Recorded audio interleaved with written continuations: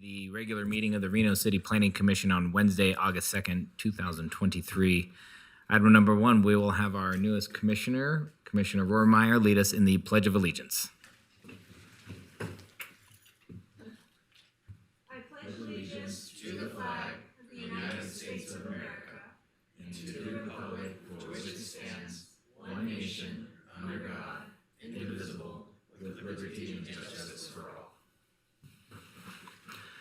All right, thank you. Item 2, Heather, roll call, please.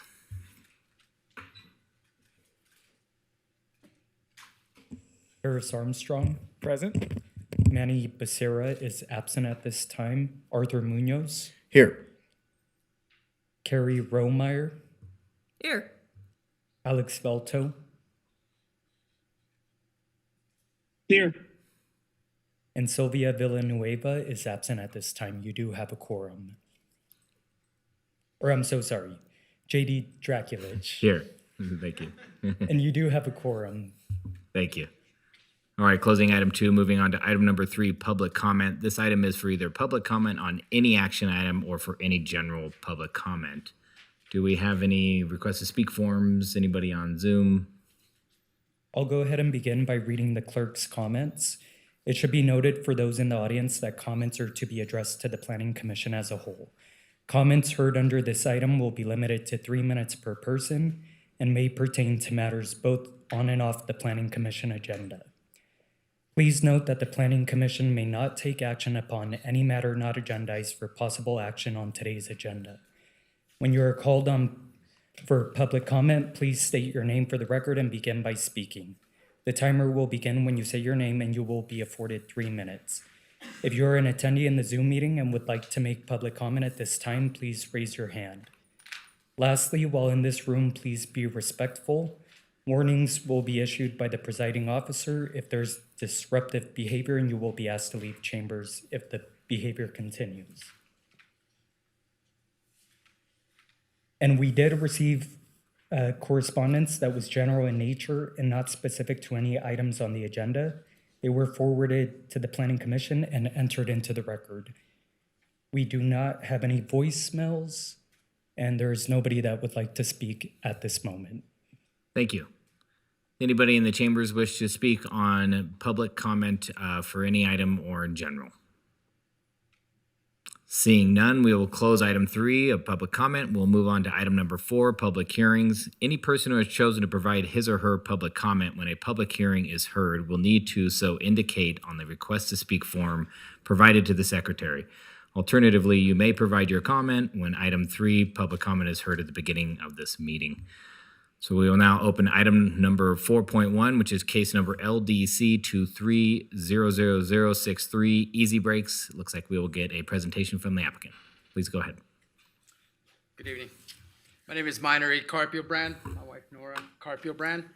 Just would like to start off by saying would like to thank Mr. Chair, Vice Chair, Planning Commission, City Attorney, and staff. I'd like to thank for your time and opportunity.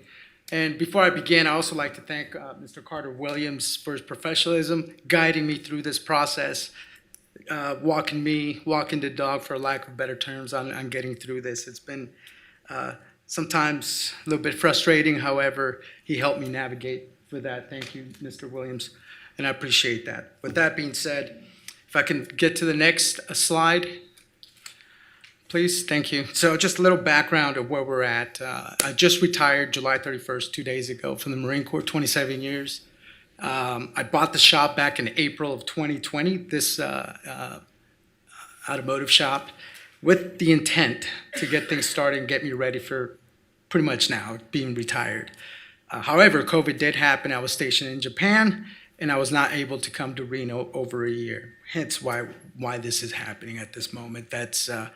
It was posed to me that COVID is not an excuse. However, it was definitely real to me in Japan. So I was not able to get my business license, and the 1-year portion did expire. So we did purchase the shop from Tim Crow, just rear ends, and it was licensed back then as just rear ends. All I did was just change the name from Potato Potato. That's basically what I did. Pretty much, it stayed dormant since April of 2020, and then my deployments throughout Southeast Asia, and that's the background of where we're at. Any questions? Nope. Next slide, please.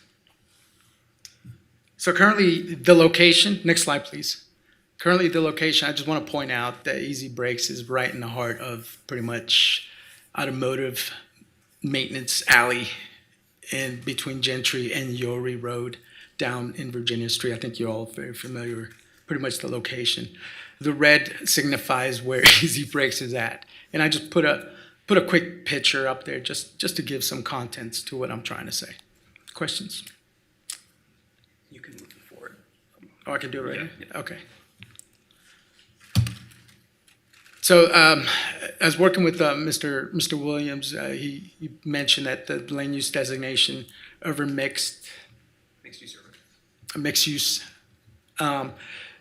So it's right in the heart of it, and obviously time expired. Everything got rezoned by the city, and I did not have a business license. So I fell under that I am non-conforming at this time. Just another depiction, and this came from the city's website. Don't worry, we're able to pull this information. So the current condition of the shop that Nora and myself bought is just number 21 and number 18 stalls. And I'll show you here shortly where they're at. It's Bay 21 and Bay 18. It's been untouched. I didn't add, delete, remove, not a bolt, nothing. I just bought it and it stayed dormant this whole time.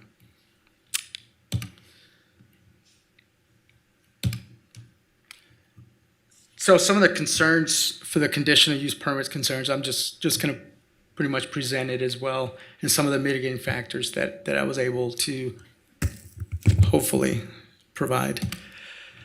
So the main concerns for the shop is the non-conformant due to its location within a quarter mile of the freeway on-ramp. It's not within the quarter mile. And this rezoning happened while I purchased it and I was in Japan. So I fell into every other shop around did get grandfathered, minus mine.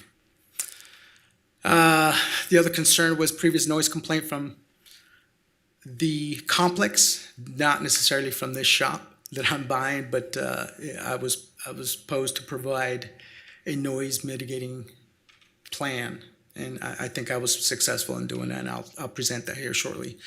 And then landscaping issues, pretty much of the overall complex. Of a complex, and I must say it like this, I don't own the complex. It's not me. It's things that are out of control. Out of all those things, just want to point out that I have zero control of all those concerns. I had nothing. There's nothing I could do. It was out of my control. And being a Marine, it's very hard to say those words that I'm dealing with things that I had zero control over. Just want to point that out. So the non-conforming zone changes, obviously, the noise concerns out of Bay 18. If you see down there, there's a living complex behind Bay 18. And I believe there was a noise complaint about 4 or 5 years ago before I even bought the shop. And in the landscaping, that was, again, not my control. So it was posed to me like, what is the loudest noise generating equipment I got? And it's the impact gun for the air compressor, and it's at 93.7 decibels. I did a lot of that deep dive into noise management. I went to the OSHA website, and I know more about sound and travel than I care for right now. So it's pretty interesting stuff that I've learned. Very interesting. So with that being said, I went to the manufacturer of the equipment I have. I pulled the data, and that's where I got those numbers, 93.7 decibels. I know you can't see it, but I do have pictures and something that you can actually, if you're interested, I can show you here shortly.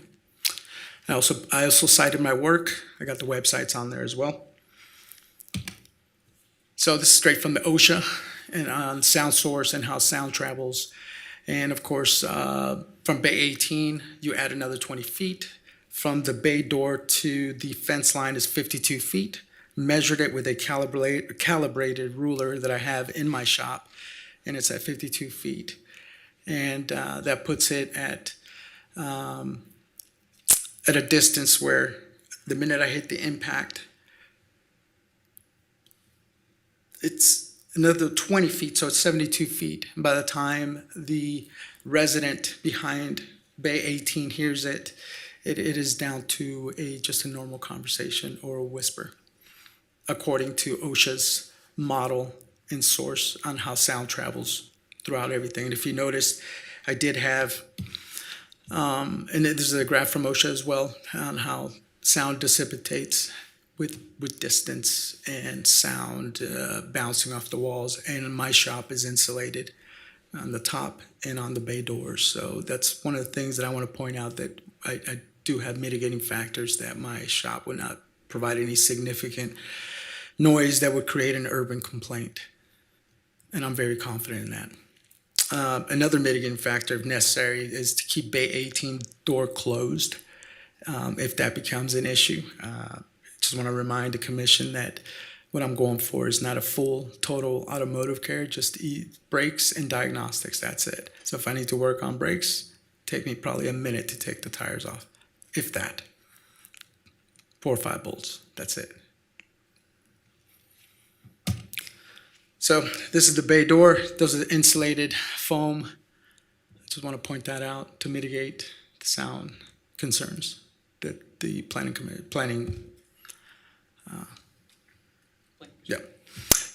had. Insulation on top, and that reduces noise as well. Any questions or concerns about noise? Okay, thank you. So I bring this next one up because there was a question that was posed to us. It was, why another mechanic shop in Reno? Why another one? So I went up to the U.S. Bureau of Labor Statistics and brought up that I want to highlight that there's a mass nationwide shortage of mechanics in the nation right now. Not everybody wants, and everybody wants to be the next YouTube star or, the social media influencer. That's what they want to be. They don't necessarily want to get paid $18 or $20 an hour to break their back. It's hard work. So young bucks don't want to do it. Young ladies don't want to do it. And our aging force that are experienced and know how to do it, technology is going beyond their scope, and they're retiring. That's it. I'm kind of in the middle. I'm retiring from the Marine Corps. I'm trying to transition into something that I think I could provide a service. So a little bit of data, as you can see, the total vehicles in Washoe County, according to countyoffice.org, is around 336,000. Nevada has about 2 million vehicles on the road right now. And according to the same website, nevadaworkforce.com, there's about 5,400 current maintenance people right now to take care of those vehicles that I just mentioned. So this is just some more statistics, and I wrote a Washoe County specific statistics. So according to 2020 census.gov, there's approximately 500,000 people in Washoe County. There's 336,000 registered vehicles as of 2018, and there's only 1,300 automotive technicians. Projections right now between now and 2028. So I just want to point out the ratio of that. So technician ratio right now, the way the county, according to the data, is 249 vehicles to 1 mechanic. That's a lot of work for 1 maintenance guy. I can barely handle 2 or 3 cars at once, maybe. Just me. So a healthy fire department fleet in your city right now is 30 to 1. So 30 vehicles to your 1 maintenance. That is your maintenance plan right now in the city, within Washoe County and city of Reno and Sparks as well. So that's a healthy maintenance plan. That's what I did in the Marine Corps as well. I was a maintenance management for tanks, AAVs, LAVs, and anything ordnance related that goes boom. I was the maintenance manager for the entire Pacific, and that's a healthy plan, 30 to 1. It's good. But the current population right now is 249 to 1. So a regular citizen in Washoe County has about 7 to 10 days of wait time to get their vehicles fixed. So I brought that up just to attack the posed question to me, why do we need another shop? I think the city needs it bad, needs another shop. And I'm just a specialized shop, brakes and diagnostics, not total auto care. Because I want to slim down the time wait for the average citizen. Hey, I just need brakes done. You know what? My check engine light's on. Come on in. Let's go. Take care of it. In and out. Go back to what you were doing. Vice, I need to see your car. Leave it here 3 or 4 or 5 days. And yeah. And I did a little study on that to see if my business model is something good for the city as well, if I could provide a service. Based on that, Planning Commission, I appreciate your time. If you have, barring any questions or concerns, I'm at the ready. Thank you. We will have a presentation from the city, and then we'll have a chance to ask you questions. Yes, sir. Yeah. Thank you for your time. Thank you. All right, we will now take a presentation from the city. Thanks, Carter. Yes. All right. Good evening, Commissioners. Carter Williams, Assistant Planner for the record. Before you today is a request to reestablish a non-conforming auto service and repair facility. The project is located, it's actually an 1,800 square foot suite on a 2.25 acre site located at the corner of Yory Avenue and Gentry Way. The specific request is to reestablish a previously abandoned facility. It's located within the mixed-use urban zone. Auto service and repair uses are actually allowed by right. However, when they're located within mixed-use urban, they must be within a quarter mile from a freeway on-ramp. Prior to 2021, in this location, auto service was allowed under the old code, but a change to the code occurred that intended to reposition or kind of cluster auto-oriented uses in mixed-use urban zones around freeway off-ramps. So auto service and repair, drive-through facilities, those are intended to be clustered. And that was intended to prioritize pedestrian-oriented uses and to reduce vehicle miles traveled. Auto service is allowed generally in general commercial zones, so even the property next door would allow for it in this case, which is one of the reasons that staff is supportive of this project. On the timeline of this application, so the previous auto service and repair use went out of business in March of 2020. The code change occurred in January of the following year, and then this applicant applied for the business license in May of 2023. They would have had to have applied for the business license in 2021, March of 2021, in order to continue that use.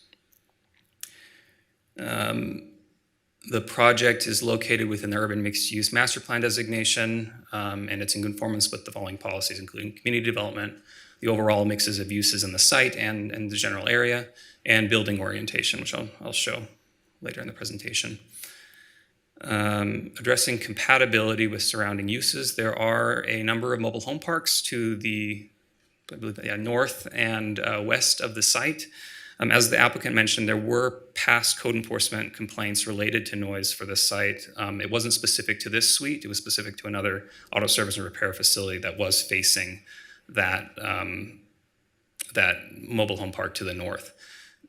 We did receive correspondence from the property manager of that mobile home park, and they noted that there haven't been complaints recently, and they spoke with adjacent neighbors to confirm that there was no concerns, immediate concerns.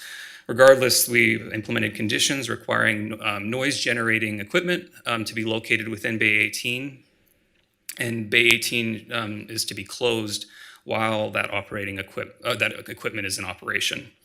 And to support the noise attenuation, there's existing insulated doors on Bay 18 and Bay 21. My understanding from the applicant is that Bay 21 is to be used as the primary customer interface, and we've also implemented a condition to limit hours of operation to 8 p.m., and I believe they're actually operating sooner, less than that. I think it's 4 p.m. 4 p.m. is their cutoff time. So the existing auto service uses in the building, there's 4 currently, and they're noted by the 4 dots there, so it's already a center that's kind of established for this. And from a design perspective, the location of these suites is oriented away from the street frontages, with bay doors facing internal or not facing the frontage. So it's kind of it's a space that's already designed for this type of use, or a non-pedestrian oriented use. This is the view from or along Yorrie Avenue. So the proposed use is located at the rear of the building, allowing storefronts in the front along those street frontages to be used for pedestrian-oriented activity-generating uses. So the design meets certain master plan policies for building orientation and location of uses. On the screen are the findings for a conditional use permit. Through staff's review and analysis, we find that it meets all the findings. And on the screen is the recommended motion, and I'm available for any questions. Thank you, Carter. Appreciate it. Absolutely. Great. We will kick it to the commissioners for disclosures. Commissioner Munoz, please. Commissioner Munoz, no disclosures. Commissioner Armstrong, no disclosures. Commissioner Draculich, familiar with the area? Commissioner Burmeyer, no disclosures. Commissioner Velto, you unmuting?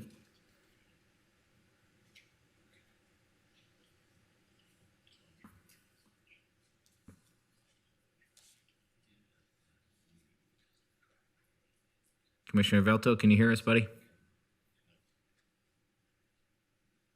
Yes, I can hear you. There you go. Any disclosures, sir? No disclosures. Great, thank you. Closing that and moving to public comment. Heather, do we have any request to speak forms or voicemails? We did not receive any voicemails, correspondence, or request to speak forms. And I don't believe we have anyone via Zoom that would like to speak. And I now see that your name is Carlos, and I apologize for not asking you each time. All right, thank you. Do we have anybody in the chambers that wishes to speak on this item? Seeing none, we will close public comment and open it up to commissioners for questions or discussion.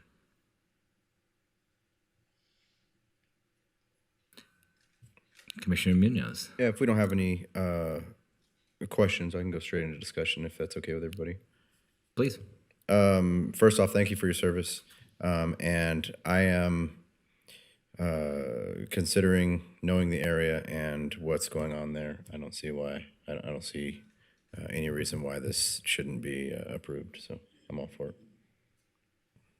Commissioner Draculich, I thank you again for your service as well, and also for such a great presentation from an applicant that doesn't have a representative. Well done. You put a lot of care and effort to it, and I'm sure that reflects in your business, and I also will be supporting this motion. Commissioner Armstrong. Commissioner Armstrong, also want to say thank you for your service. Thanks for a great presentation. Basically ditto to my counterparts. I think it's a really straightforward project, and I will be supporting.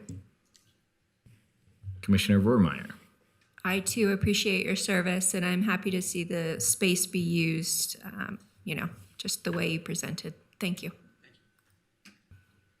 Commissioner Velto, if you want to chime in, if I don't hear from you, I'm sure we'll get a motion from in here.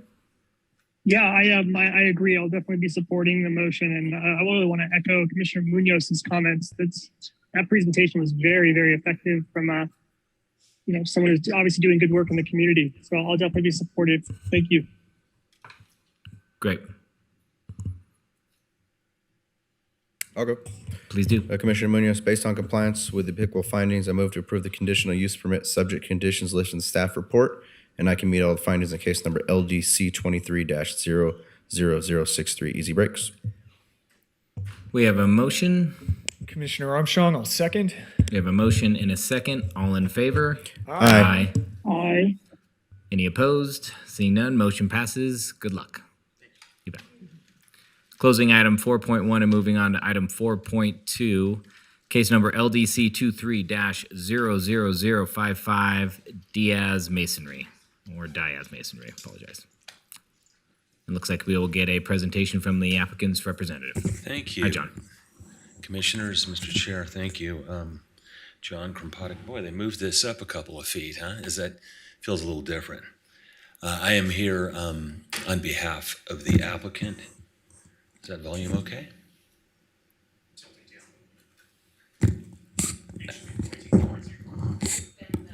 There we go. Is that good? Loud enough? Thank you.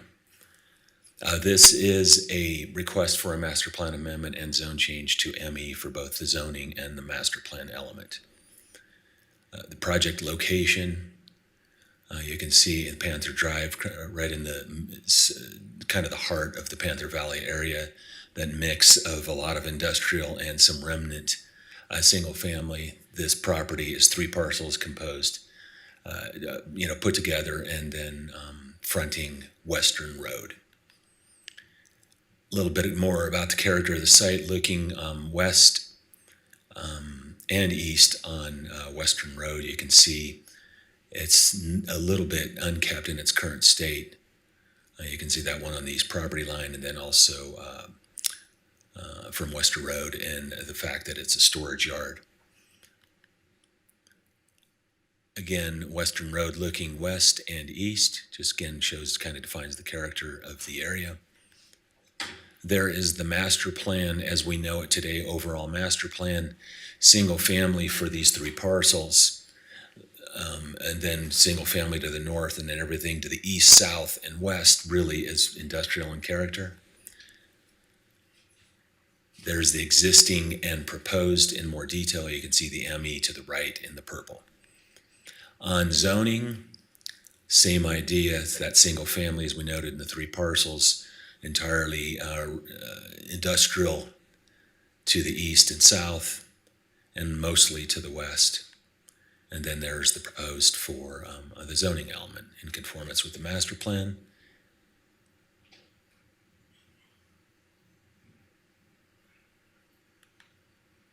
And I think you guys know this, but this would be sort of a redevelopment next step, subject to a minor conditional use permit for this use. There's it's kind of a character in the site plan, assembly of the properties. There's a rendering of the future building planned for the project. And then some, I think these have some merit to discussion to what's on the table this evening. The ME designations are less intense than the I and IC. As I mentioned, this will be an MCUP in a future development permit. The proposed use appears to be more appropriate than existing. Unlike adjoining residential lots, the site fronts Western, which has very much a industrial character, and residential is not appropriate given the existing use of the adjoining property. And a couple more points. I mentioned the CUP, more consistent with the surrounding. Clearly, redevelopment of the site would enhance the aesthetics, and low impact use is anticipated with the masonry operation. So that's all I have. Thank you for your time. I'd be here for any questions. Thank you, John. Appreciate it. Thank you. We will now get a presentation from the city. Thank you, Brooke. Good evening, Planning Commission. My name is Brooke Oswald. I'm Associate Planner with Development Services.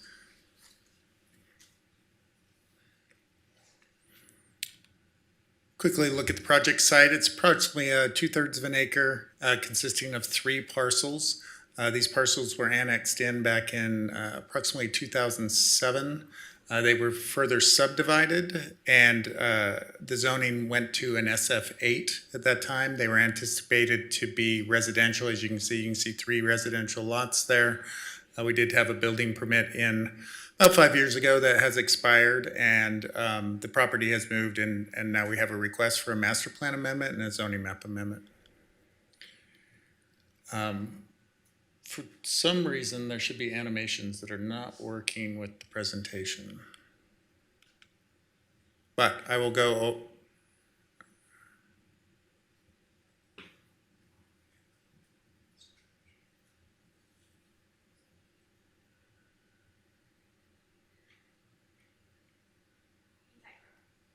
Try again.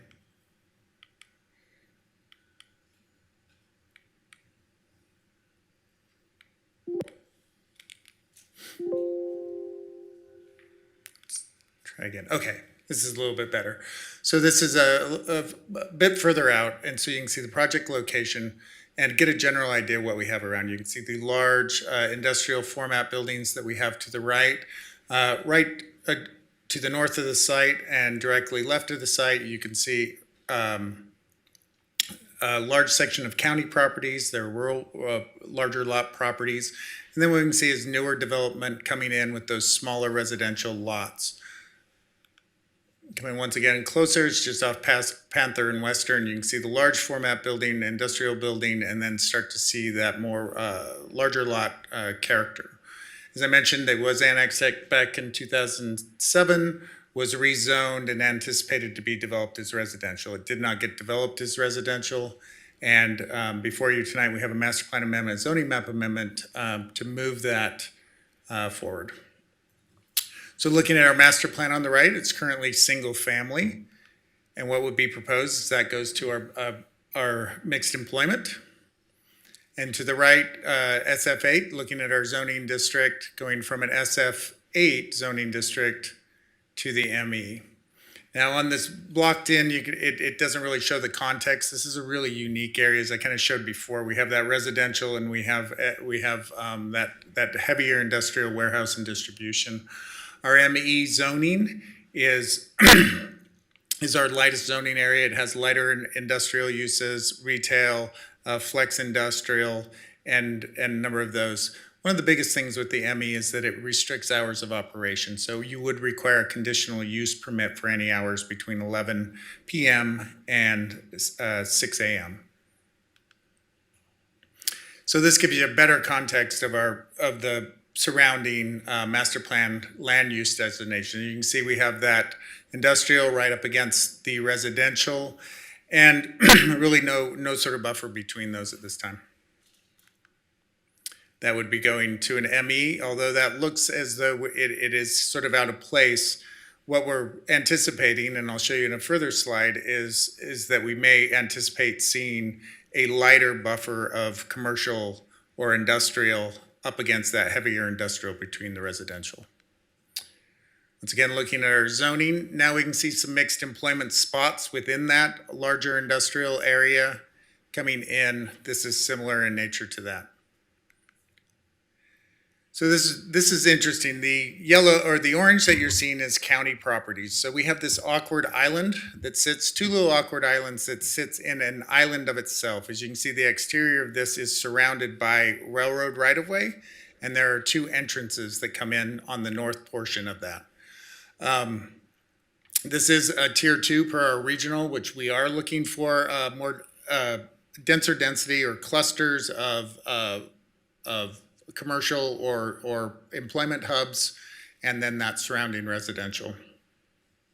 Additionally, this is in the Panther Valley area, which traditionally has had a lot of planning and neighborhood planning over a period of time that's come through this that's important in the context of this area. So we do have a current project site. This is recently, we currently have an application in for an industrial warehouse here, and we've seen the zoning master plan change in this area. Looking at our findings, both through our master plan amendment findings and our zoning matter findings, staff could make all the findings in this. And I'll leave you with your recommended motion. That concludes my presentation. I'm available for questions as needed. Thank you. Thank you, Brooke. Appreciate it. We'll go now to the commissioners for disclosures. Commissioner Rohrmeyer, please. And Commissioner Balto has left.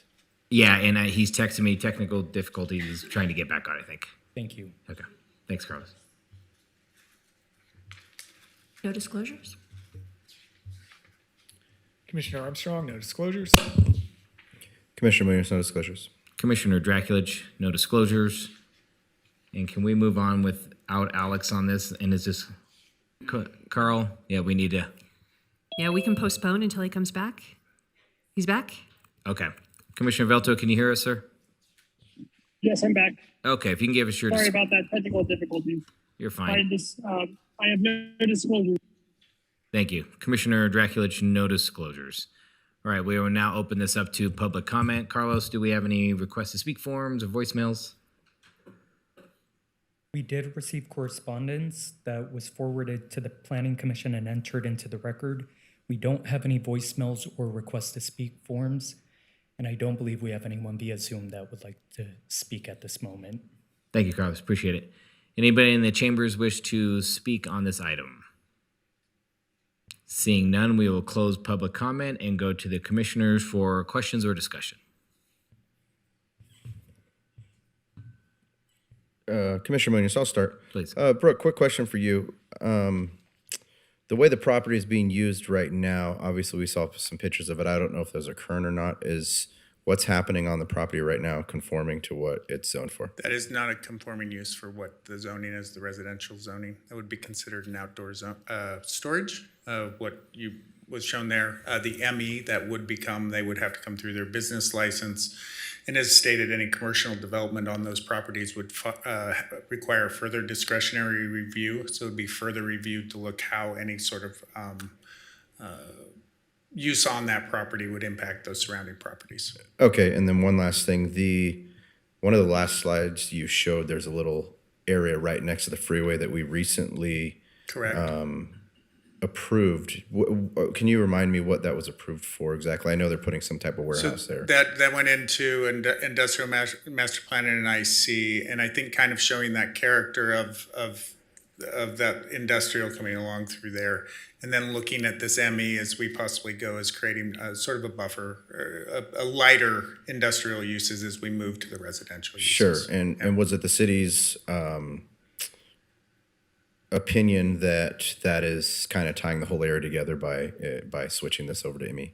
Yeah, so the original application that came in was actually IC, and we had a number of discussions. And because of the limitations of the size of the site, potential that surrounding county land, even though that's within our sphere of influence, we still have jurisdictional over that, and a few others. It was really decided that the lighter ME, the ME zoning was appropriate, and that was amenable to the applicant and what they are proposing to use property for in the future. Okay, thank you. Commissioner Armstrong. Just one follow-up question for you, Brooke. So because it is kind of an interesting area with the adjacent residential, at the time of our packet, there was engagement with the neighborhood advisory board and there wasn't any pushback. Has that changed since, or is there any issues with this coming in, or is it generally accepted as a good buffer? Yeah, we haven't seen a lot of public comment. There was one that was recently forwarded to you, and that really dealt with some public safety, parking, and some of the safety on that. Staff looking at this too, and was mentioned by Mr. Kapotic, is the nature of that roadway. If you look at residential driveways, you pull in and you back out. So there's a safety risk, especially as we're moving trucks and truck traffic through there. And industrial coming in will require two-way traffic. And so the visibility and safety of that becomes much safer as we look at that property. So that would, speaking to the public comment that we received today. Excellent. Thank you, Brooke. Commissioner Velto, do you have any questions? No questions. Thank you.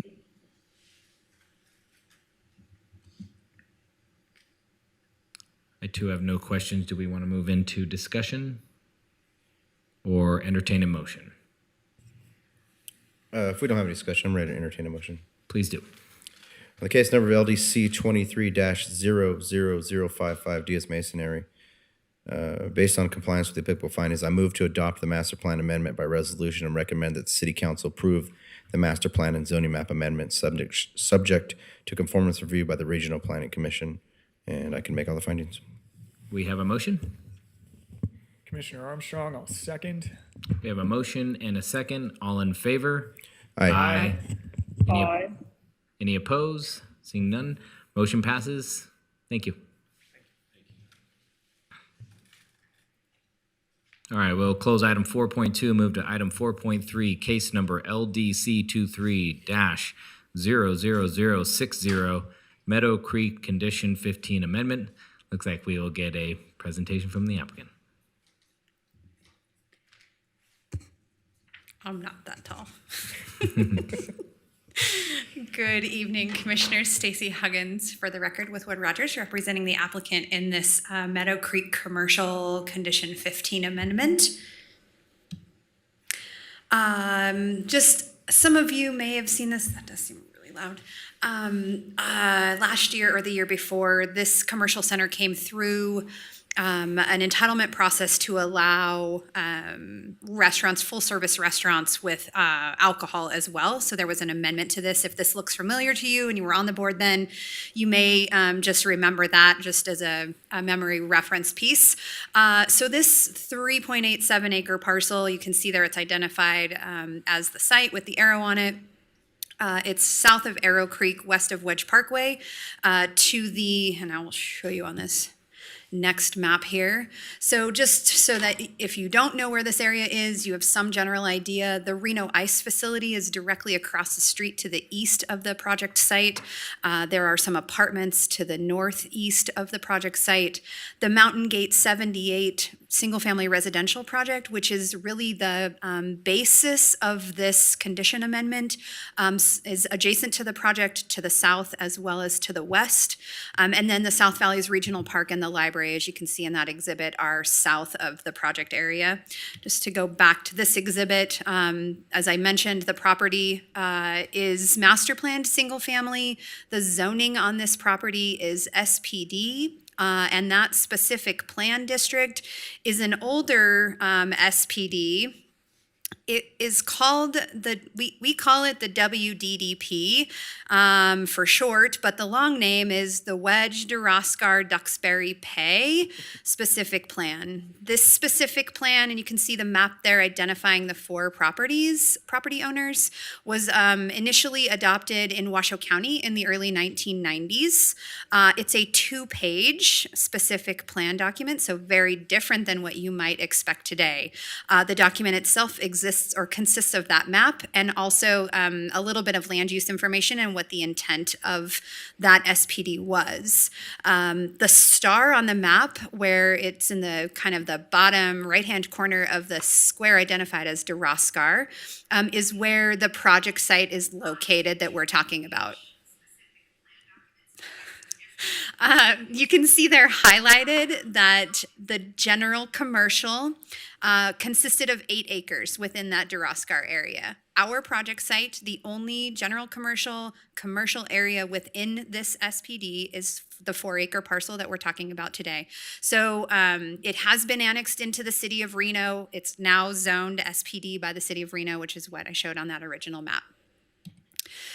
A little bit about Mountain Gate 78. Again, that's the residential that is on the south and the west, as well as included this 4-acre commercial piece that was approved in 2017. It included 78 lots, single-family detached residential, as well as allowance for 35,000 square foot commercial area. The single family is complete. It's all built out. The commercial center, all the buildings are constructed, and this is a functioning, operating commercial center with several tenants within these existing buildings. Some of the uses that exist in there are retail stores, there's a dentist, medical office, there's a couple of restaurants with full menu food and restaurants. Recently, Pinion opened up a restaurant right on the corner across the street from Reno Ice. So it's a very popular location. It's been very successful so far. Why we're here tonight, you can see Condition 15 as part of that Mountain Gate 78. It very specifically limits the signage for this commercial center to neighborhood commercial. And we really feel like this neighborhood or this commercial center is very similar to what you might be familiar with at South Creek, where South Creek Pizza is, Beer NV, The Grove. So it's a very similar use, and that center itself is designated and the signage falls under the mixed use suburban standards. So we were trying to find signage that was more aligned with that.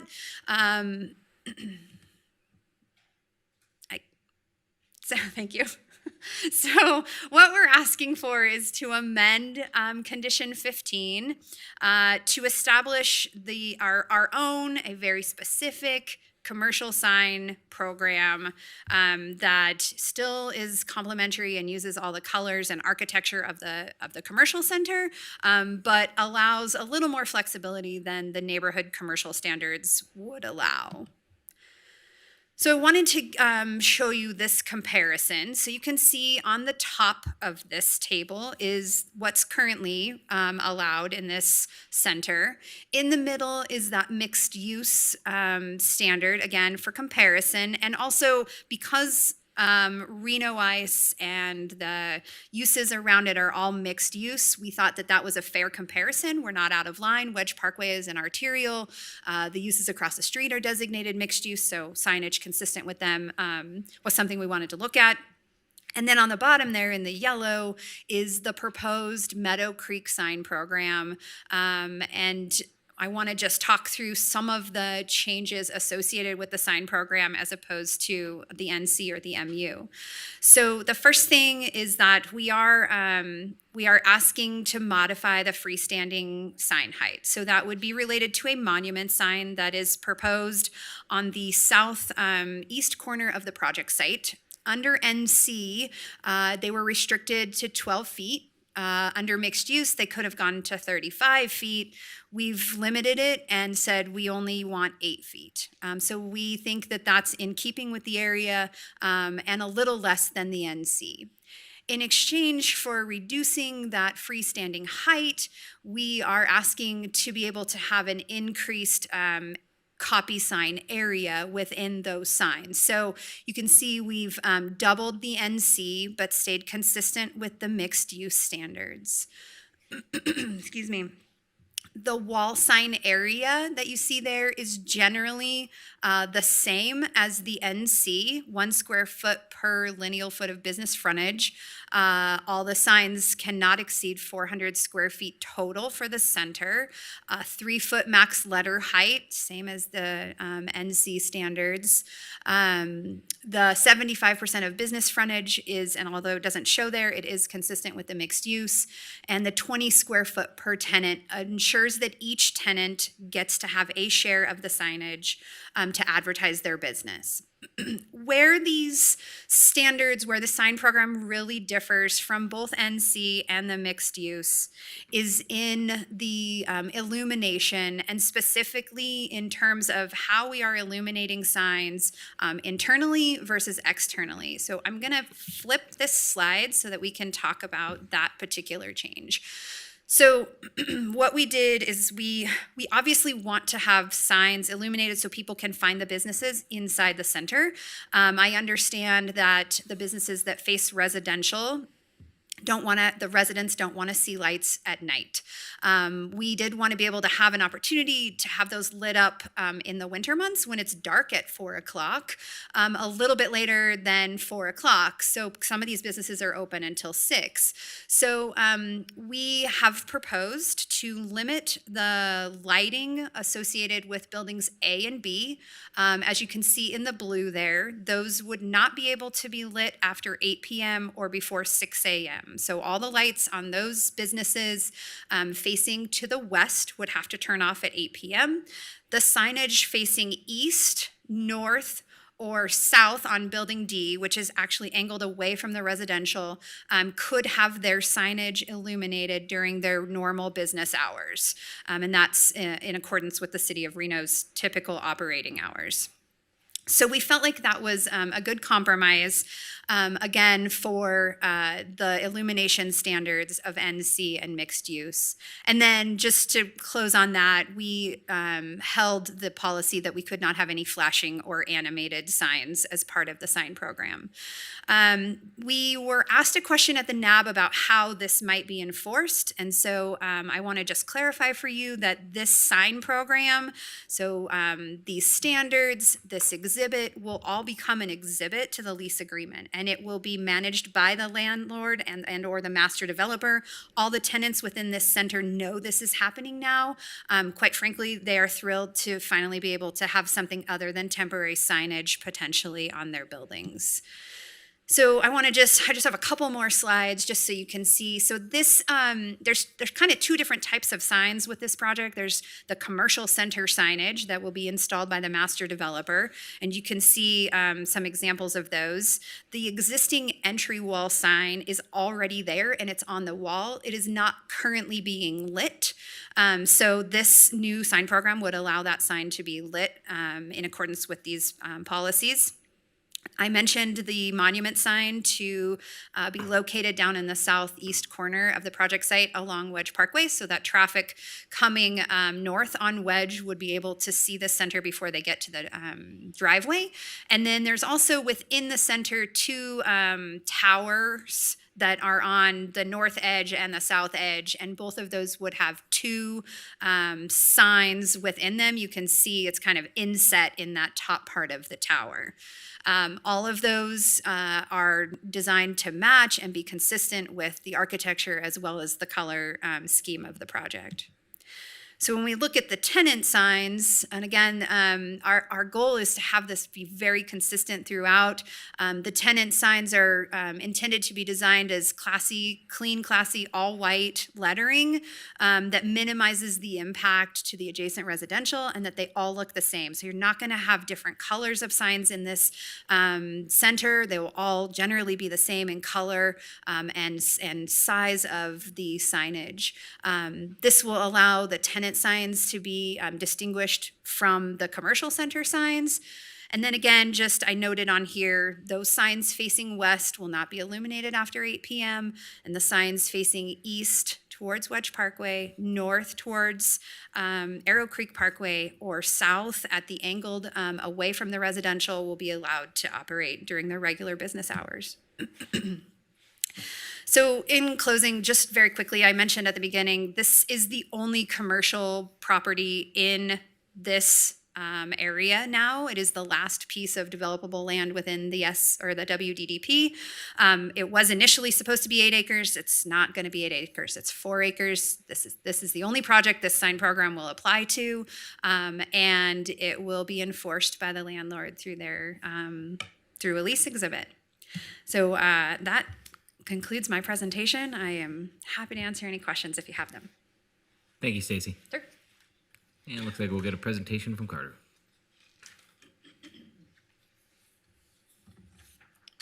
Hello again, Commissioners. Carter Williams, Assistant Planner for the record.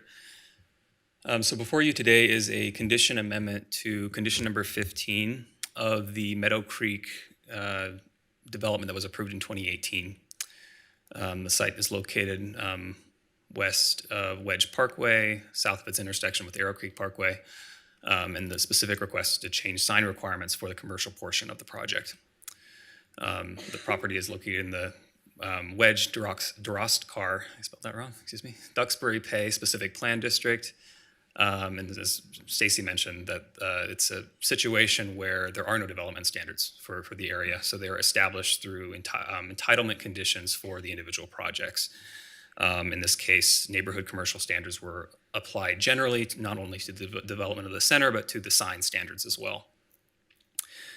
The master plan, the project is in conformance with policies that support existing businesses in the area, and it is the proposed request establishes a development identity, which is sought after in specific policies related to signage and building and site improvements for neighborhood commercial centers. This is the proposed site plan. I want to draw attention to the southeast portion of the site where the proposed monument sign is located, as well as 5 wall signs that are intended to advertise the commercial center itself. There are about 20 tenant suites, so we can anticipate that there will be signage for each of those. There's sign elevations. Stacy's were better.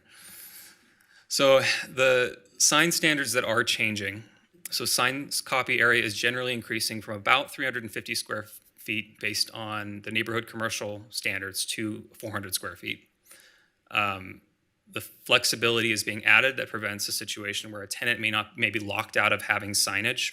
And this is something that we've applied in the mixed use zones that works really well to enable the the continued use of these sign programs in the future. There's an additional aesthetic requirement that limits the maximum width of the sign to 75% of the business frontage. Monument signs are proposed to be decreased from 12 feet to 8 feet, and then there's additional restrictions on sign lighting, including nighttime hours restrictions.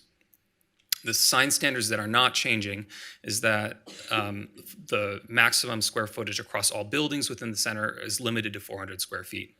The maximum letter height is restricted to 3 feet, same with the neighborhood commercial zone. And then internally illuminated signs would not be allowed facing residential, and otherwise indirect lighting is otherwise only allowed. The specific lighting restrictions apply to the west-facing facades of Building A and Building B, where indirect illumination only is allowed, no internal illumination. And then signs must, on these two facades, must be turned off between 8 p.m. and 6 a.m. And for the rest of the center, they would be turned off during all of their business hours. To give an idea of what these types of illumination are, reverse channel letter or cast light or halo lighting is an indirect lighting source that would be allowed on all facades within the center. Internal illumination, so there's a LED inside of a can, or and then there's some kind of screen or something blocking the direct view of that illumination source. It's still considered an indirect lighting. That would be only allowed on all but the west facade and the south facade facing residentially zoned property. What is remaining not allowed, and this is true for existing and proposed, is neon or exposed bulb or digital signs, which is considered direct lighting. Before you are the findings for a conditional use permit, and through staff's review and analysis, we can meet all the findings. And on the screen is the recommended motion. I'm available for any questions. Thank you, Carter. Absolutely.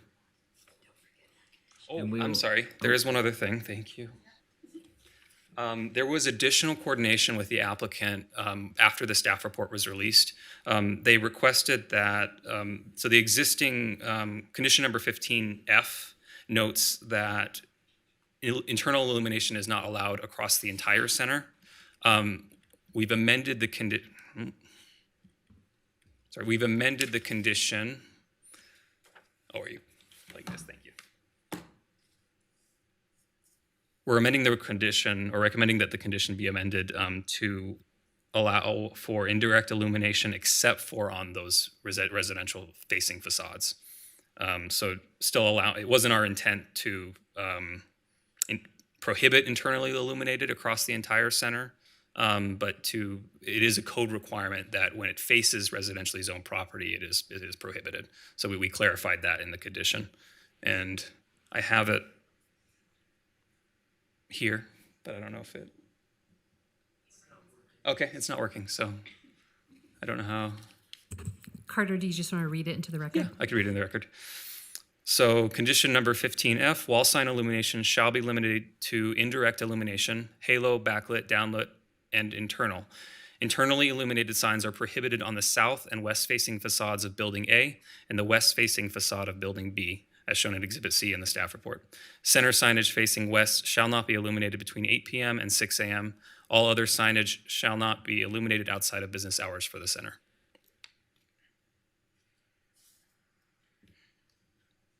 And that concludes my presentation. Thank you. We'll come back to that. No problem. Thank you. Okay, appreciate it. All right, we'll open it to commissioners for disclosures. Commissioner Velto, please. I spoke with the applicant's representative and I'm familiar with the site. Commissioner Munoz. Familiar with the site. Commissioner Armstrong briefly spoke with the applicant's representative, and I'm familiar with the site.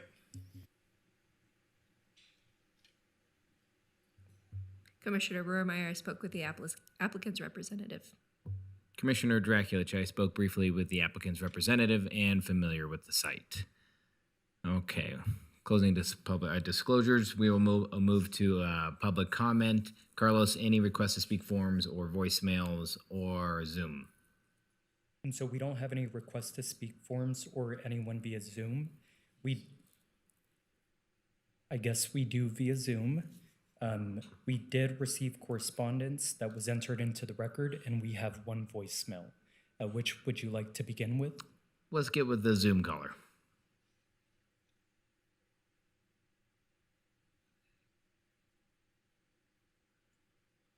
Hello. Should I go ahead? Sure. What's your name? Lori Ray, and I'm speaking on behalf of Scenic Nevada. And for the new members of the commission, Scenic Nevada is a nonprofit, all-volunteer group that's been in Reno for about 23 years. And our mission is to protect the scenic beauty and community character of Nevada. And we do that primarily through advocating for strong sign control, which brings me to tonight's meeting. And I just wanted to say, first of all, that originally we were opposed to this SUP because the applicants wanted to replace the neighborhood commercial sign standards with general commercial. We think general commercial standards are far too intense for this neighborhood, which is surrounded by open space, residential neighborhoods, and public facilities. This end of town is very beautiful, as you saw from the photographs, and has pretty spectacular views. So we think that sort of bucolic setting should be preserved, and that sign intensity really matters here. So we were very happy to see that staff and the applicant came to a compromise, nixing general commercial and replacing it with a balance between neighborhood commercial and mixed-use suburban. So we aren't opposed to this SUP now, as long as these recommendations by staff are upheld. The staff report, which is excellent, by the way, shows that the applicant will be limited to one monument sign about 8 feet tall, and the wall signs will increase, but the total allowed meets the neighborhood commercial regulations of 400 square feet per parcel. So we think that shows that the businesses can have a sign facing the parking lot and facing the street, which is what they were looking for. And the lighting isn't going to be too intrusive because of the requirement to turn them off by 8 p.m. for those that face residential. So all in all, it's a good job by staff and the applicant. It's a fair compromise, and we hope you approve the SUP as recommended by staff. Thank you very much. Thank you, Ms. Ray. All right, Carlos, we will go with the voicemail.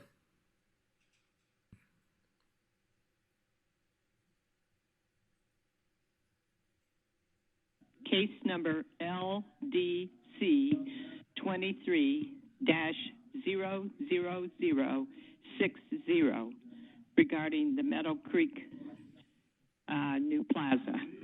I think we need a light there for a crosswalk. We need a crosswalk blinker and marked in the pavement. And it's not very clear there either. You can either turn left, right, or pull in, leaving. If you want to go straight across, there's a hockey rink there. There's lots of kids there with the yogurt place and et cetera, and the pizza coming. We need to think about the people walking. I appreciate your consideration and thoughts on this. Bye. Carlos, any more voicemails or anything else there? That's it for now. Thank you. Does anybody in the chambers wish to speak on this item? Seeing none, we'll close public comment and move it to the commissioners for questions or discussion of the applicant or staff. Commissioner Vermeer. Oh. You can go I don't see any questions coming from anybody else. So if you'd like to move into discussion, please do. I was also along the lines of the public comment, impressed by the compromise and thought that went into creating a cohesive signage package. And that's something that I appreciate about this development, as well as just neighborhood commercial or neighborhood centers in general, I think are a really nice addition to our community. Thank you. Commissioner Velto, do you want to slide in? No, I appreciate all the work that staff's done on this. I just want to, I'm definitely going to be in support of this project. Okay, great. I'll jump in a little bit. So condition 15, item F, did we have that written down so we could read it again, or do we have it read into the record, but is everybody comfortable with what you've heard verbally? Okay. I didn't know if you guys wanted to see it written down to get another glance. Okay.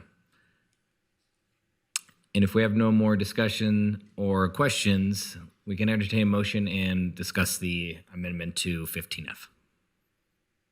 Commissioner Armstrong. Commissioner Armstrong, I'm ready to make a motion. In the case of LDC 23-00055, oh, sorry, that is the wrong case number. Let's try that. Wait. Okay.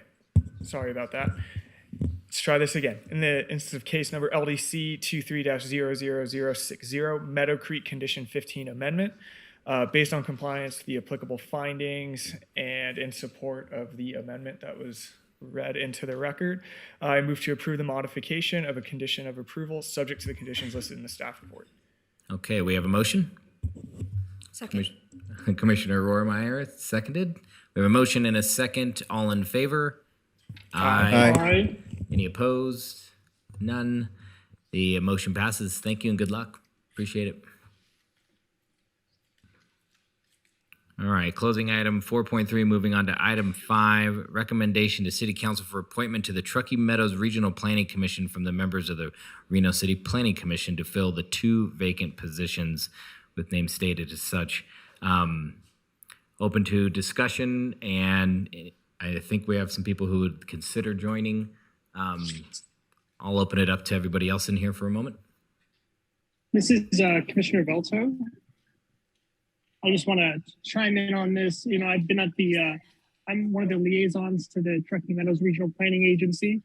At the last meeting, we had Commissioner Armstrong in attendance, and I think he definitely showed a lot of interest and was very capable.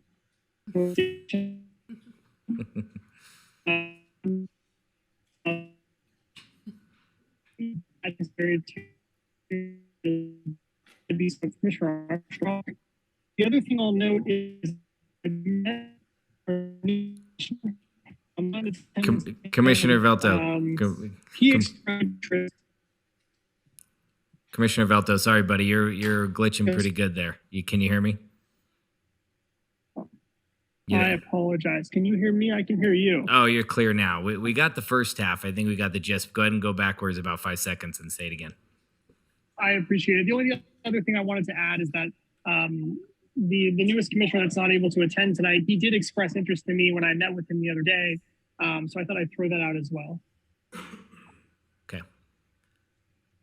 Personally, yeah, I understand Commissioner Armstrong has some interest, and also our newest member to the commission, Commissioner Rohrmeyer, also has a lot of technical savvy and skill and has some interest. I'd be supportive of both of them going to the regional planning. Do we need a motion for both? Okay, so we do need a motion for both members to join. I will entertain that. Maybe Commissioner Munoz, if you'd like, or if you have any questions.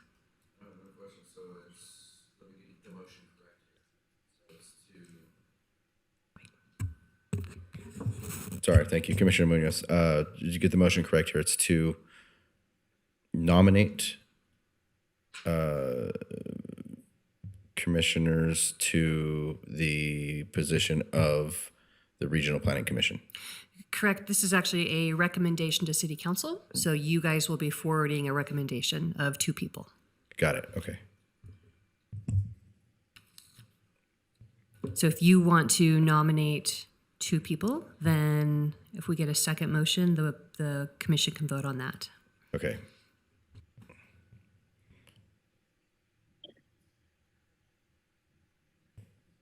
All right, Commissioner Munoz, I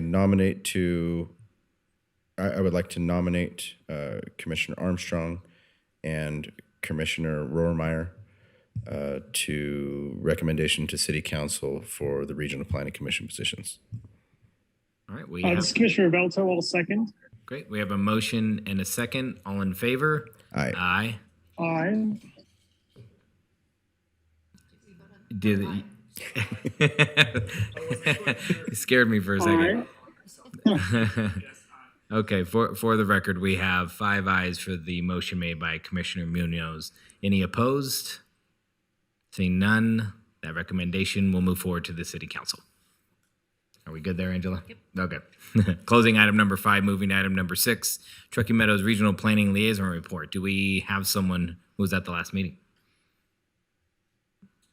Yes, Chair, I'm happy to report. At the last meeting of the Truckee Meadows Regional Planning Agency, there were multiple items, but one item that I think was particularly interesting was the agency debuted their 2022 annual report. And this does a lot of demographic information about Washoe County. It's widely available. It's available on their website if anyone wants to check it out. And I would strongly recommend you do because it is some fascinating data. And the way they put the data together to share the public is just incredible. So that's what all I have to report from the last meeting, but it was myself and Commissioner Armstrong in case Commissioner Armstrong. Oh, and it was also Commissioner Johnson's officially last meeting. Just one more update of interest. They also unveiled a very large undertaking to review kind of capital infrastructure across the region, both existing and planned, as well as kind of the maintenance requirements for those. I think it's a great undertaking and it'll help further develop the tiers for development at the regional level. So just wanted to say that that's a great development and hopefully they are successful. Thank you to both of you. We'll close item 6 and move to item number 7, staff announcements. Angela. Good evening, Angela Foose, Assistant Director for Development Services. Really, my only update is to formally introduce Carrie Romeyer. For those of you who have not met her, she actually has a background in planning, so she's going to be, I think, a wealth of technical knowledge for this team, and we're very excited to have her on board. Our other Commissioner, Manny, is out sick today, so we hope to see him at our next meeting. So we're, again, grateful that you have voluntold to join the Regional Planning Commission. She didn't say no, and we look forward to working with you. Great, thank you. No updates from council. We didn't have any planning commission items that were forwarded to council at our last council meeting. And other than that, now that we have a full commission, we will be bringing back some training opportunities. We're going to wait till some of our agendas are light. Tonight would have been a good night. But just know going forward, we plan to have additional training to get new commissioners up to speed and hopefully get you guys that are more seasoned, just again, interested in things that we can bring to you that are not development focused, but just more planning focused. Thank you. Thank you as well. Closing item 7, opening item number 8, Commissioner suggestions for future agenda items.